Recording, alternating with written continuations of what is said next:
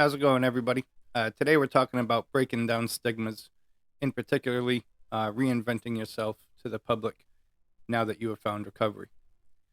So many of us dealing with active addiction or chronic substance abuse disorder are going to have a lot of newspaper articles like this coming out, right? Pretty much every time that we decide to go out and do something stupid, we get ourselves busted, um, right?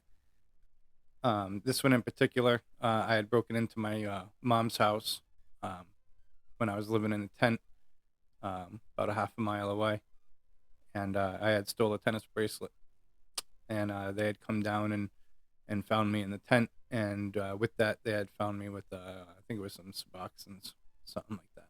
At the time, I didn't have a prescription for them. Yeah, prescription had expired or whatever. Um, But we make the decision though to go out and make this persona for ourselves. We might be dealing with mental health, related dual diagnosed related to our substance abuse disorder, right? But it doesn't kind of give us a license to kill, and because of that, we end up with these kinds of news publications out. As a result, pretty much anybody in recovery can tell you that finding gainful employment is almost impossible, right? And I say gainful employment for a reason. For example, McDonald's down the road, they might hire me, right? But they are not going to give me that promotion and let me be the cash register guy. I'll always be the burger guy at the bottom. You see what I mean? And when you're expected to pay exorbitant rents, utilities, court costs, and/or restitutions, paying for a lawyer potentially, still having lawyer payments and stuff, um, it's overwhelming. It gets overwhelming, especially too. Like once you do find recovery, you walk out of the rehab or the jail or wherever you're at, right? And they send you home. Well, where's home? For me, home was a tent. You see what I mean?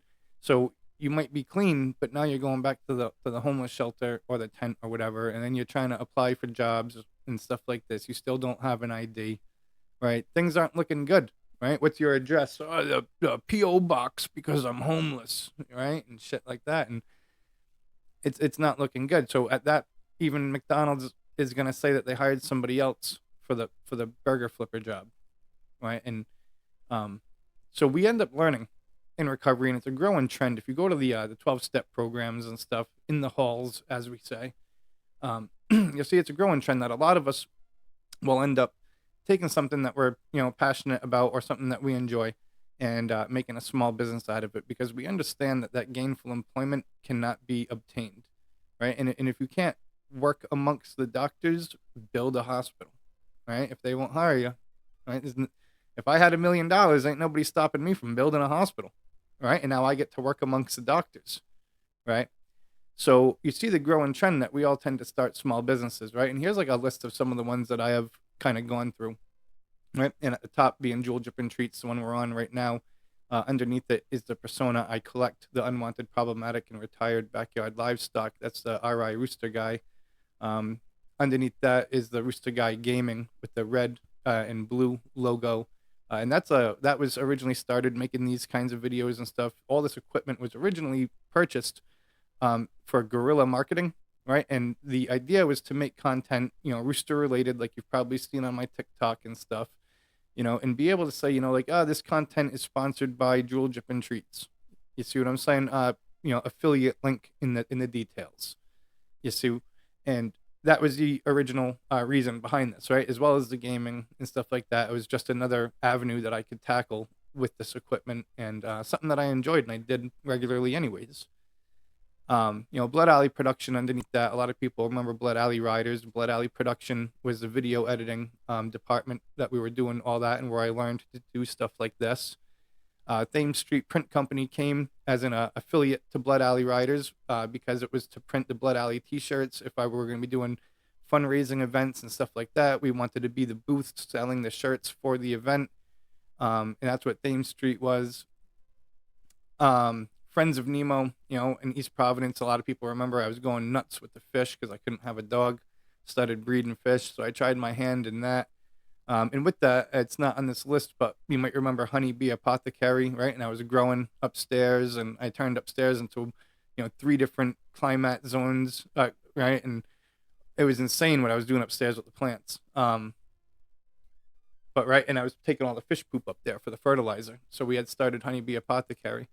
Recovery was the original working model plan idea for what I'm kind of doing now. It was my idea to try to start a nonprofit, bringing knowledge and awareness to the fact that, once we get clean, recovery rates are down so low because gainful employment isn't there. We try to re-enter society as an active member and productive member, but we're not allowed to. You see what I'm saying? And staying at that minimum wage, how are we going to pay for all these things that we're expected to pay for, especially right now, with rent going up. And I've always said too, like, all my businesses, I got a real passion in hiring directly out of the rehabs, right? So, in particular, the rehabs that I went to, right? Bridgemark, Men's Road to Recovery, stuff like that here in Rhode Island, because I know that these guys, I don't want to say it, but it's kind of like, professional doom ahead of them, you know? Um, and with that, right, guys now that they're at the homeless shelter, they're clean, right? But they're not getting jobs anywhere, and what do they end up doing, right? And they're hard up on their luck, and they end up relapsing, man, fast, you know? And it's a big reason why our recovery rates are so down. And here in the Hope State, right, we're in Rhode Island. This is a state of hope, right? Being a small state, we're perfect to start experimenting. You look around, Department of Labor and Training, who's cleaning their bathrooms and emptying their trash cans? It's inmates from minimum security, right? All over, all over the state, inmates from minimum security are used to perform these kind of janitorial entry level jobs. The highway, you see them out there and stuff like this. But these jobs, like for example at DLT, why can't it be somebody in the recovery community? You see what I'm saying? And let them get their foot in the door at DLT that's at least got some benefits. It's better than McDonald's. They're going to get fair annual raises because it's run by the state, right? Not a corporate that's aimed to keep you at 38, 39 hours so that they don't have to give you benefits and shit like that. You see what I mean? These are just small examples of opportunities that, people in recovery could do. DOT, right? A lot of the times you'll see a driver and he's got a helper with him, right? And why can't that helper be a guy in recovery and he gets his foot in the door? And after showing DOT a couple years of solid service, maybe now he can get to be the driver, right? And now he's driving a garbage truck or a plow truck or something like this, and he's actually getting some good gainful employment, right? But just the fact that we have a felony or something like this, we get canceled out, or we have a background with the drugs, we get canceled out, right? And then they'll say, oh, no, we're fair on our hires, and yeah, sure, on paper, you're fair with your hires. You see what I'm saying? But there is always and will always be somebody better than us. That's going to probably be competing for the same job. So just knowing this, we go after starting our own businesses, right? A lot of you guys probably see me and Victoria at our live events, right? Thames Street Print Company, doing craft fairs, farmers markets, right? Here's one from Jewel Drippin' Treats. More recently, this one was over in Tiverton, of us setting up, and everything that we do, really give it our best, and it's kind of funny that, in recovery, half of our steps are like physical and half of them are spiritual, right? Some of them are action, some of them are spiritual, right? And you start to learn about stuff, and like divine intervention. I look back in like Thames Street Print Company, you see me, I'm wearing a shirt right there. It says Jewel Drippin' Treats. How did I get that shirt? I made it myself. How did I make it myself? I learned to from doing Thames Street Print Company, right? Getting into the agriculture was through lakeside quail, particularly, and with the birds, right? And I was raising and breeding the quail, and I had chickens here and stuff like that. But if you look back, all of my small business ideas, right, including the scrap metal, I looked at Victoria one day when I thought of this whole idea with the roosters, and I said, it would be like we're scrapping roosters, right? And if you look back, it was like all of them were made perfectly in divine intervention to bring me to where I am today with that business. And with that, if my passion is to hire directly out of the rehabs and stuff like this, you got to think that my past, my present, and also divine intervention, right?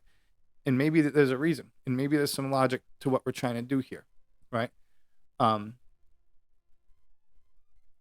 but to get that done, I've learned that we need to break the stigmas, right? Junkie, right, as my family would call me, and stuff like this, right? And that's what the public knows of you, right? That you have this kind of crap in the newspaper, right? And then you go to jail for say 15 months, and then a program for 3, and then you're in a sober house for almost a year, and then you just disappeared for like you're off the map for like 2 years, right? People kind of don't forget about you, and the little bit that they think that they remember is this. You see what I mean? So it's up to you now to come out, and I tell my wife all the time, if I invented the cure for cancer and I put it here on my shelf and I looked at it and I admired it personally every day, the world is not going to know that the cure for cancer exists, right? It's up to me to go out there and make some Facebook posts. It's up to me to go out there and market this, maybe get a commercial, maybe make a little video like this. Guys, I got the cure for cancer right here. You see what I'm saying? And now the world can know, right? So with that, you have to treat your recovery like the cure for cancer, right? And you kind of really got to let the world know. And there's ways of doing it. I mean, you can do it, videos like this and trying to, come to truth and whatever, keeping your side of the road clean, as we would say. Nowadays, I've grown to the point where if you see on the middle of the back of my package, it'll say that a portion of every sale is donated, right, to the local shelters and first responders. Potter League back in the day watched my Bruno for me when I needed to go to the jails and rehabs to get cleaned up, and they never asked me for a penny. So when I started doing this, I was really passionate about donating particularly to them. Nowadays, we donate to a couple different shelters throughout the state, as well as the different police stations that are taking on support dogs. Like our local Coventry here, we got Canine Nixo. He's kind of locally famous. Everybody knows Nixo, right? The handsome bastard. But yeah, no, we try our best, though, because now I'm walking in with these treats and saying, hey, my name is Brian, right? And here's a bag of the treats. This is what I'm doing today. I'm a man in long-term recovery. And stuff like this, and I get to kind of explain my story to them. Right? Unfortunately for me, though, my family has been, doing stuff like the swatting and shit like this to try to bring a draw on that, right? Because they want that stigma to stay alive, and the battle for me is getting so difficult. Like I even changed my last name, right? Because when people would hear my maiden name, they'd be like, "Oh no, oh no," you see what I mean? And it was tough. I mean, again, how do you get work, and stuff like this, so nowadays when they hear my name, I want them, right? And they're starting to more relate my new name, my married name is now this guy. You see what I'm saying? I am, publicly, I am a new man, right? I decide every day to keep, to do the right thing, to try to, I try to teach Victoria as well as my friends, you know what I mean, about like regret later in life, and to try to make the better decisions today, to try to present yourself accordingly today. I mean, there's other sectors of my life that I learned a lot of this stuff from that I'm going to cover in other videos.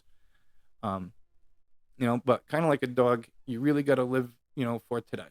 You see what I'm saying? And at that, try to be the happiest and the best that you can today, just like our dogs will, right? So bark at the window, right? I'm in recovery, right? Shout its name from the rooftops, right? Just like you would your passionate love, right? Let the world be known, right? Sing its graces. Tell the world about your recovery, right? Don't let your recovery get dusty on a shelf, right? And don't let people remember you for this man, when today you're this man. You see what I mean? This is now almost 7 years of a split, right? Actually, that mugshot, maybe 8 or 9 years since that mugshot was taken. But right, get out there, push it, love it, whatever you got to do. But let the world be known, if you're clean. Really work on that, and remember that, reinvent yourself with your recovery. Right? And show the world your invention. Until next time, take care of yourselves and each other. Have a good night, everybody.